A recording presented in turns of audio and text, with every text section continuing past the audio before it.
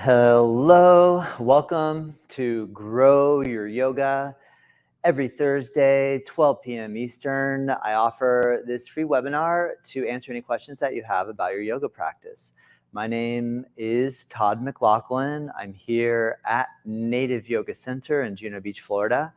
And today, the topic of this video, this webinar, is 20-minute yoga for back pain. So with this video, my intention is to show you a few of my favorite stretches to help alleviate back pain. You might have low back pain, pain in the thoracic, perhaps neck pain. Here I'll try to adjust different areas along the spine and show you some of my go-to favorites to help alleviate stiffness, arthritis. If you have herniations, bulging discs, this will give you a few insights and tips on how to alleviate some of this discomfort. All right, so with that being said, I will also answer any questions that you have. If you're watching this live and you leave a comment or question, I will, at the end of this practice, answer any questions that you do have. So unroll your yoga mat and let's begin. All right, so one of the things that's important to discover when working with a yoga practice and figuring out how to alleviate back pain, how to soothe the lower back, how to release tension in the hips, how to build and develop strength in the legs to support the spine, it's a good idea to consult with a physician and perhaps even use some imaging like MRIs and/or X-rays to have some idea what you are working with. If you find out that you have some herniations, which is extremely common, then what we want to determine is what movements help alleviate the pressure and what sort of position or movements exacerbate it or make it worse. So the first thing I want you to investigate is come onto your yoga mat, place your hands onto your waist, and we're going to just do a series of flexion and extension exercises. The first one I want you to try, bend your knees a little bit so you're not standing with locked out knees. Go ahead and flex your knees a little bit. Good. Now practice round your spine forward and just observe, when you make this motion and you open the space in between the spinous processes on your back, does that make it feel better or does it increase the discomfort? Next, I want you to try to go the opposite direction. Go ahead and straighten your legs as much as possible. Press your hips a little forward and go into extension. When you go into extension, wherever your area or your trigger area is, does it make it better or does it make it worse? Usually, we find that one direction tends to alleviate and take pressure off, and one direction will tend to exacerbate or make it worse. Once you discover that, we are going to then tailor the movements accordingly. So as I point out the different poses that we're going to work with, I'm going to address both sides of the coin, flexion and extension, and help to give you some pointers on how to isolate and make very specific movements with your body. The other movement that I want you to test is try lateral flexion, where you press your hips. Let's go to the right first. Press your hips to the right and lean to the left. And just observe the sensation in your spine. Does that change? Does it make a difference? Does it increase the discomfort? Does it improve it? Come back up and then try going to the other side. Press your hips to the left, laterally flex, meaning bend to the right, and see if that either makes it more intense or less intense. Once you discover that, come back to the center. We'll also utilize this information as we move forward. Next, we're going to try a little bit of rotation. Take your arms, extend them out to the side, keep your feet firmly planted, bend your knees a little bit, rotate to the right. When you rotate to the right, include both turning your head and rotating the spine. See if that aggravates your spine at all. Come back to the center. Let's try the other direction. Bring your left arm behind you, right arm forward, rotate to the left. Does that feel exactly the same, or does it exacerbate, make it worse, or does it feel better? So we have the idea of, well, what the movements, the main motions we have is flexion, extension, lateral flexion to the side, and rotation. What we want to do is figure out which movements feel good. All right, so with that being said, one of the key poses that we'll use to help with our low back pain is come down onto your hands and your knees, and we're going to utilize what's called cow and cat. Place your hands underneath your shoulders, about shoulder width apart. Align your knees underneath your hips, about hip width apart. Now extend and flex. Start to work where when you go into cow pose in the extension, you lift your chin and tailbone and allow the rib cage to drop down a little, and then flex. Pull your lower ribs up into the body, flex your abdominal muscles, stretch the muscles on your back, and round your spine. Good. Now, if you discovered that the back bending portion is what causes discomfort, I want you to do a very minimal cow pose. And then on that note, when you go to cat pose, I want you to accentuate the flexion of your spine and round. If the rounding motion or flexion motion is what is more challenging for you, I want you to do a very moderate cat pose, but engage your belly, your abdominal wall. But when you go into the extension, you can exercise a little deeper into the bend into the extension. All right, now we're going to coordinate our breath. Inhale, lift your head up on the extension, the cow. Exhale, tuck your chin and round your spine in the flexion. Inhale, breathe, lift your chin in the extension, squeeze your back.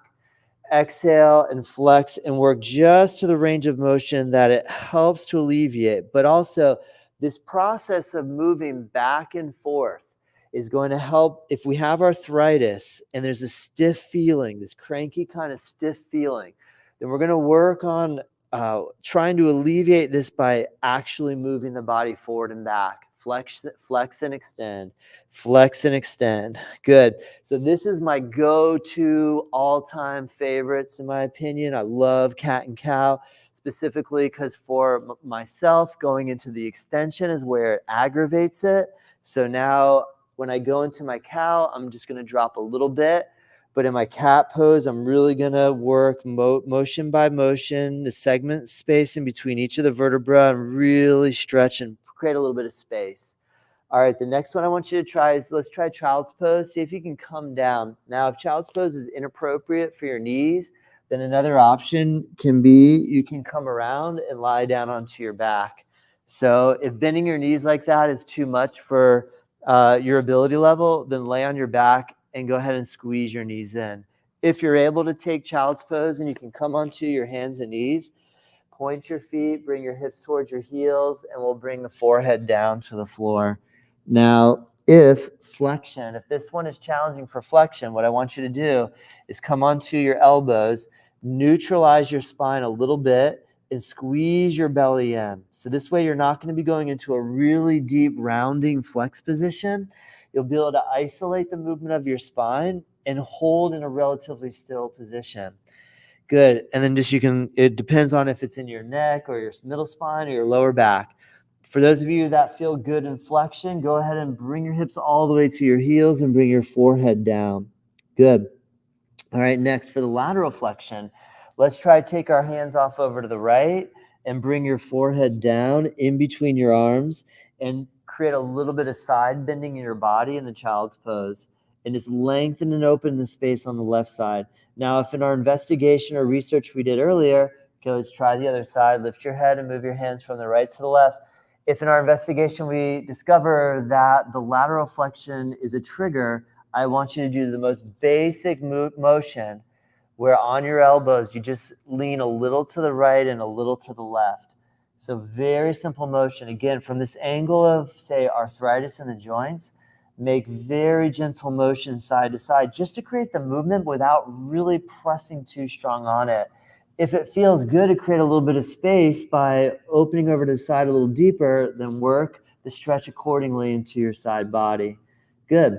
All right, go ahead and come back to the center. Next go-to favorite for releasing hips and lower back is one called head to knee pose. And go ahead and come into a seated position. Bend your right knee, bring your right heel, down onto the floor and relax your right knee down. Now what happens here is you have your left leg straight and your pelvis is turned out at about a 45-degree angle. And so what we're going to do is reach over for the left foot. Now the process of coming over for the left foot in the beginning, depending upon your level of flexibility, you can place your hands onto your shin. If you're able to reach all the way for the foot and catch the foot, you can grab the foot. You also can use a strap to connect the two together. But the main idea when we go over the left leg is that we're going to open the space on the right side body, and we're going to basically separate a little bit the space on the transverse process on the side of the spine, and come into some flexion, opening up the space in between the spinous processes. Those are the bones that are literally on the back of your spine. All right, so go as deep as you're able. As you fold forward, just get a nice stretch over on the right side waistline and hip. Relax into your right knee, your right side hip, and practice breathing. Breathe in through the nose and out through the nose. Ideally, keep your mouth closed. Create a nice steady breath rhythm. Breathe in through the nose for about 5 seconds. Breathe out of the nose for about 5 seconds. Also, a way that you can coordinate your breath. Every time you exhale is a good time to attempt to try to come a little bit deeper into the forward bending. Good. Now, those of you that notice that when you go into the forward bend, that's what makes it a little bit more challenging. What I want you to do is not try to fold so far over the leg. Isolate the movement where you squeeze your belly in and work on going from this rounded flex position up into some extension where you lift up. Then when you fold, only fold as much as the movement of your pelvis allows without letting your body go into the flexion motion with your spine. Try to keep your body upright and engage your abdominal musculature. And as you move, try to focus on actually just moving at the pelvis. And this way, build a little bit of strength through the engagement of the contraction at your abdominal wall and isolate the movement into the pelvis at the hips. Good, let's try the other side. Come all the way up. Okay, bring your right leg forward, bend your left knee, bring your left heel in close to the body, Janu Shirshasana, head to knee pose. Reach over for the right leg. So now again, if you are needing flexion, grab a hold of the foot of the shin, allow your body to come forward and pull this space here, stretch the space over on your left side body. If you're needing to modify flexion and you need to stay a little bit more in the extension, squeeze your belly in, and as you move, work the movement at the pelvis and the hip. This way you're learning how to control the muscles around the spine, and you literally steer it in the direction that alleviates pressure. This is very personal. I can tell you how to do it, but it does require for you to actually take the time to investigate, learn, and to practice. And practice session by practice session, you're going to become more proficient. You are becoming more proficient every session. Now, as you come forward over your right leg, just hold it and breathe. Inhale through your nose. Exhale through your nose. Breathe in through the nose. Exhale through the nose. Good. All right, let's slowly come back up. Now, another good one for alleviating tension in the back. First, we're going to go into extension. I want you to lie down onto your back. Now, the bridge pose is great because this works the strength of your legs. Now, before we even go into the bridge, what we can do, before we start pressing, bridge is where we lift our hips up into the air. Before we start pressing, what I want you to do is isolate the movement of your pelvis and your low back. And notice that when you tip your pelvis forward, you can create a little gap here under your back where we could slide our hand underneath our back. Okay, so that is called, when we make this motion, we're doing an anterior tilt of the pelvis. Now, what I want you to try to do is squeeze your belly in and press your low back down to the floor and do a little bit of pressure into your feet. Basically, try to close the gap in between your lower back. And this is going to put us into a little bit of flexion in the spine, but it is what is called a posterior tilt of the pelvis. Good. So find the ability to go anterior and posterior and just see if this aggravates the low back at all or helps it if it feels good. Now, with your neck, this is a big one because if you have neck issues, you can just relax your neck. And if you're able to tuck your chin down towards your throat, what you'll notice is that when you increase the curve of the lumbar, this pulls the chin down into your throat.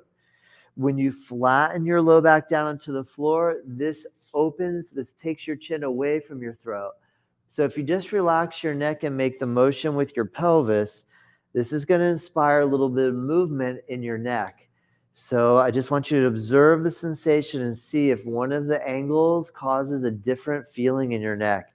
If everything's feeling good, just allow this really gentle motion to help kind of basically bring some circulation and movement and loosen up.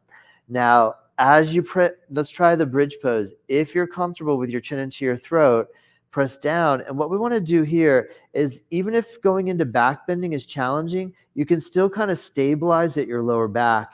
And when you press your feet down into the floor, use the strength of your legs. Try to get your leg muscles contracting and squeezing really strong. Press your feet down, raise your hips up, keep the stability at the midsection. Draw your belly in, relax around your neck, feel a little bit of pressure on your shoulders, and go ahead and release. Good.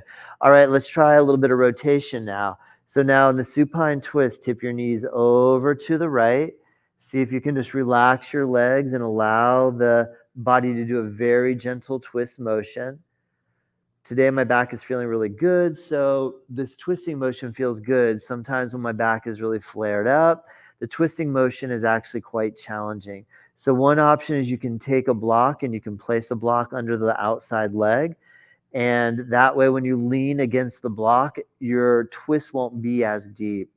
Okay, so we're just going to go right and left a few times, creating the rocking motion so that you can explore if slight gentle twist helps.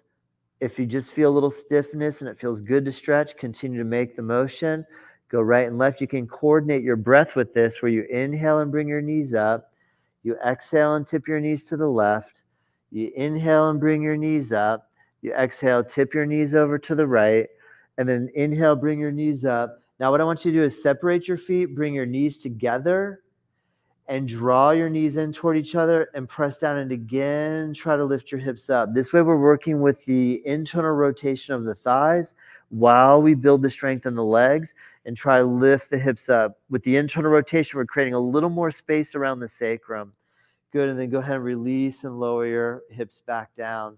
To conclude, what we're going to do is roll up to seated and practice a cross leg position.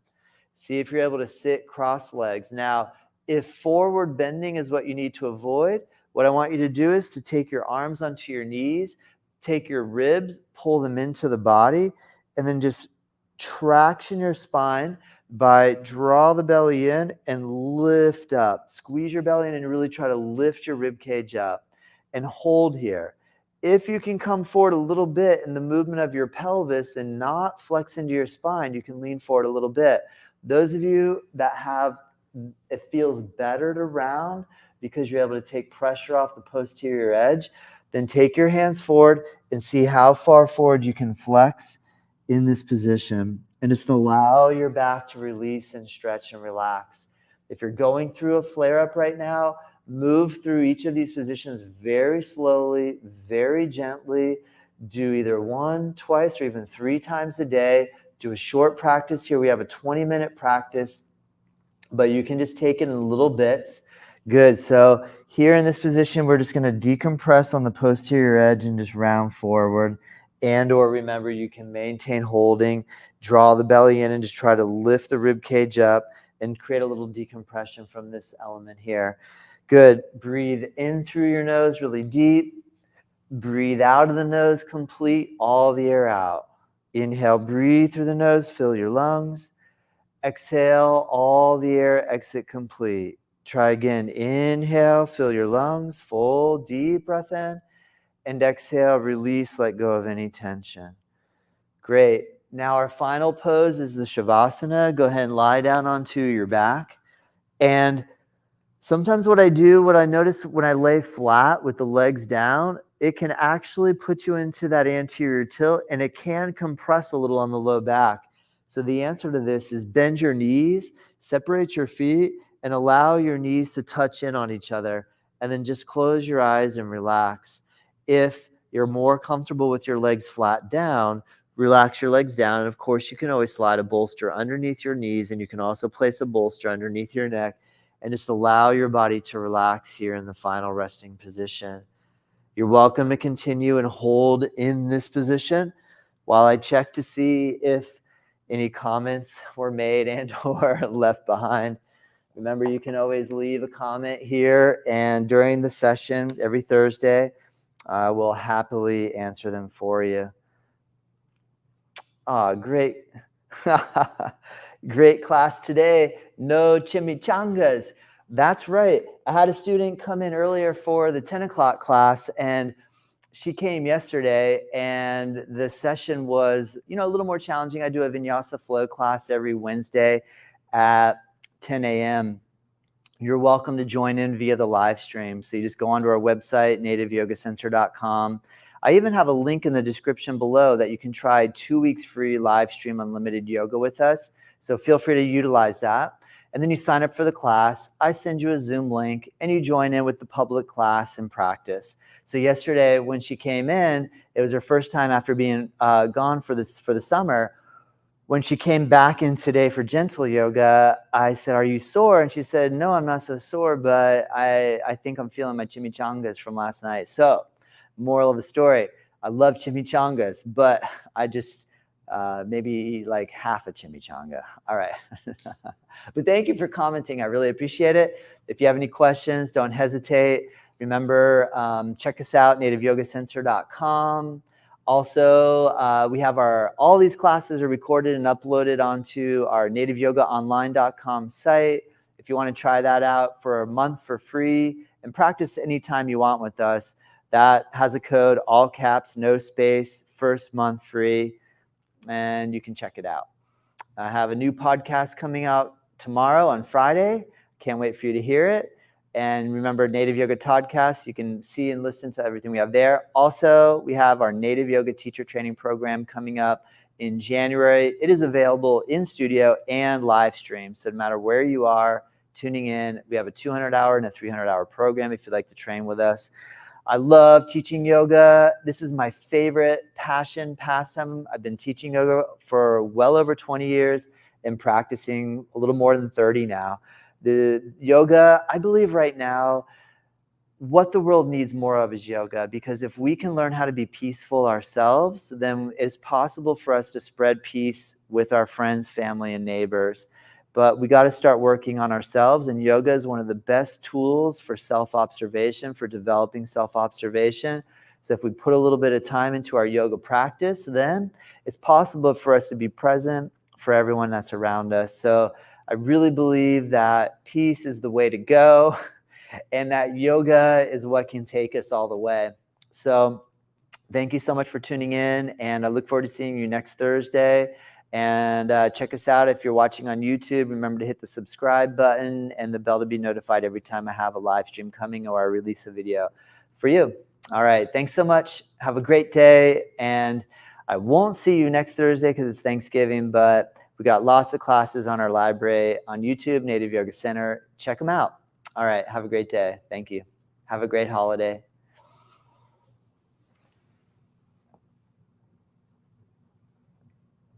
Thank you, Paula. I appreciate it.